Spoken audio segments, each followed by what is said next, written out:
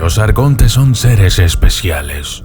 Hemos visto con anterioridad en un video cuál es la naturaleza de estas criaturas.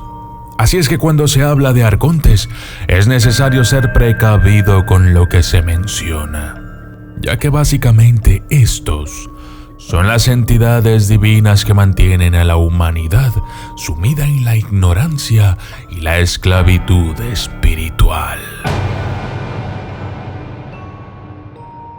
Algunos de estos arcontes son entes que entierran nuestra verdadera esencia espiritual en capas de personalidades egoístas y celosas, haciéndonos caer en tentación, soberbia y muchas otras cosas malas. Pero el conocimiento es poder. Dentro de lo que se conoce como gnosticismo, el conocimiento también significa libertad. De modo que comprender cómo operan los arcontes puede ayudarnos a encontrar una salida de nuestra cárcel mental. Yo soy el documentalista y esto es los 5 arcontes más peligrosos de los evangelios prohibidos.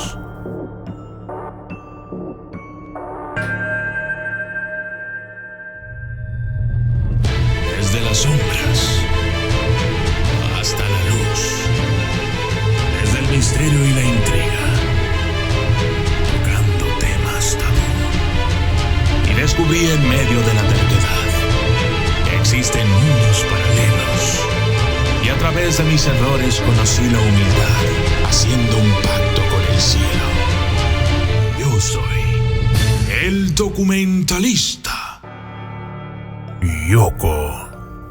Yoko aparece en el libro secreto de Juan. Se la conoce como el arconte del deseo. Junto con algunos arcontes en común, promueven en las mentes de los seres humanos lo que conocemos como pasiones. Del desconsuelo vienen los celos, la envidia, el dolor, los conflictos, los apuros, la dureza de corazón, la ansiedad, la pena y así sucesivamente. Pero es principalmente que, del deseo, vienen la ira, la cólera, la amargura, la lujuria intensa, la codicia y muchas cosas parecidas. Autades. Tiene apariencia de gato y para muchos se trata del arconte más aterrador de todos.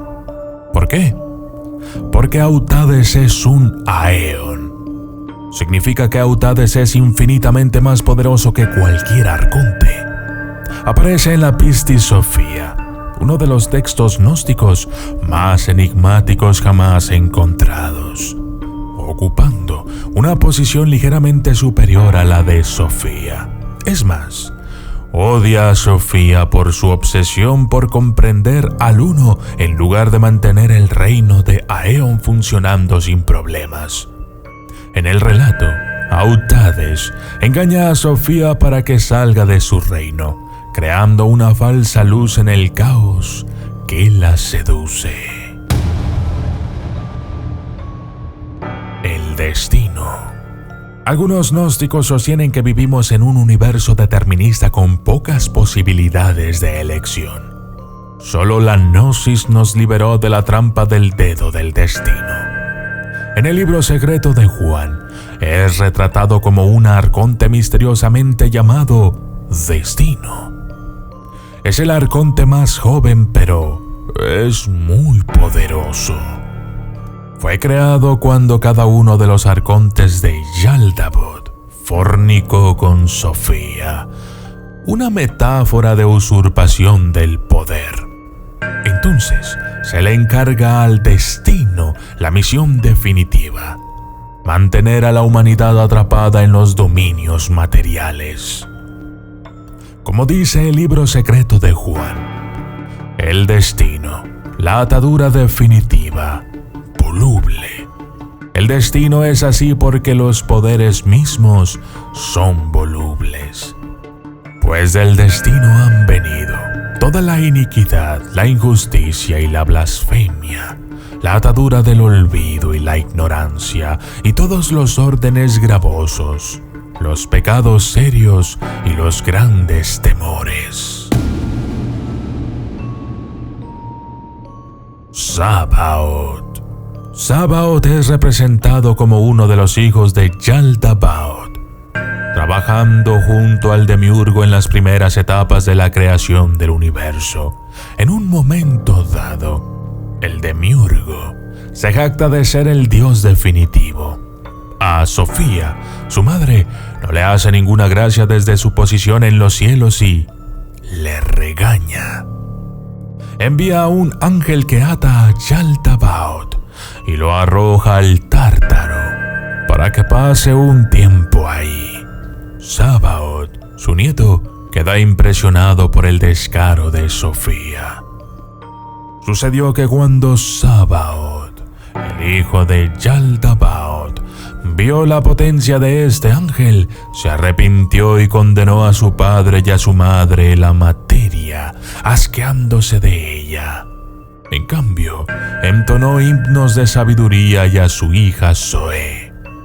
Entonces la sabiduría y Zoé lo exaltaron y lo instalaron sobre el séptimo cielo, debajo del velo, entre el lugar superior y el lugar inferior, y fue denominado Dios de las potencias Sabaoth, porque está por encima de las potencias del caos, debido a que fue la sabiduría quien lo instaló. Sin embargo, esta inmigración por parte de Sofía podría no haber sido una buena idea. Cuando Yaldabaoth descubre que su hijo no solo es un traidor, sino que ha sido elevado, se pone muy envidioso y entonces la envidia engendró a la muerte y la muerte engendró a su descendencia y le dio a cada uno de ellos el mando de su cielo, y todos los cielos del caos se llenaron de sus multitudes. Sabaoth podría haber sido escrito para dividir al demiurgo en dos personajes, Yaldabaoth y Sabaoth, con el fin de tener un Dios bueno para apaciguar a los cristianos judíos. Después de todo, Sabaoth es uno de los nombres de Dios en el Antiguo Testamento. Ruah. Ruah es un espíritu maligno de oscuridad que da a luz a un dragón o monstruo conocido como Ur. En el reino de las tinieblas surgen monstruos y nacen ángeles malignos cuando Ruah se aparea con su vástago Ur, y se sienten las influencias astrológicas malignas de los 7 y los 12. Ruah significa espíritu y es la entidad intermedia que ha caído de la gracia y de la luz. A diferencia de los textos gnósticos anteriores que redimen a la Sofía caída, Ruah sigue siendo una seductora divina y antagonista tanto de los humanos como de los dioses buenos. Finalmente, es importante decir que en los textos gnósticos, los arcontes son retratados como criaturas hermafroditas que poseen diferentes rostros bestiales, con un apetito por la violación y las peleas. Son una mezcla de administradores celestiales y pendencieros infernales. Yo soy el documentalista y esto fue los 5 arcontes más peligrosos de los evangelios prohibidos.